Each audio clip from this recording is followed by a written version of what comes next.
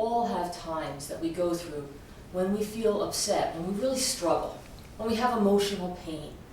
And a lot of times people want to get away from the pain, ignore it, distance themselves from it, avoid it, which is understandable because, frankly, pain hurts.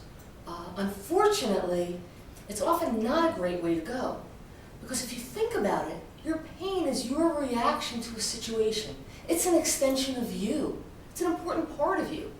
And so when you try to distance yourself from your pain, you're distancing yourself from part of you, an essential part of you. And it's like saying you're not okay. It's rejecting a part of you. Big problem. It doesn't feel good, and it doesn't make the pain go away. For this reason, I suggest that you find a way to connect with the pain and to help yourself through it. In my book, Bouncing Back from Rejection, I suggest an exercise called Sit with Your Emotions.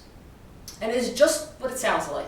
So I suggest you find a quiet place, a quiet time, and allot 10 minutes or so.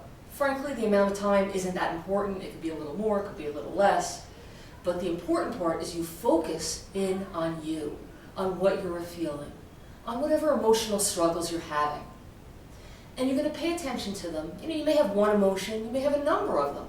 And just allow them to be, but stay with them, focus on them. If you get distracted, make note of it, come back.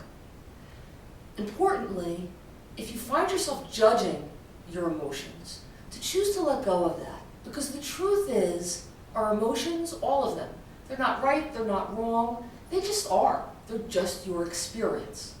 So you're going to sit with your emotions and, they may shift or change. Say, for instance, let's say you're aware of being angry and you're focusing and you're aware of your anger. As you sit with it, you may notice that it eases and then kind of moves into maybe more of a hurt or a sadness. You'll stay with that too. The idea being, you're just going to sit with it, much like you would sit with a child or a friend who is struggling. Be a support for them as they're moving through this difficult time. You'll find that that will help you move through and move on. And even if you continue to carry the pain, it'll feel less heavy.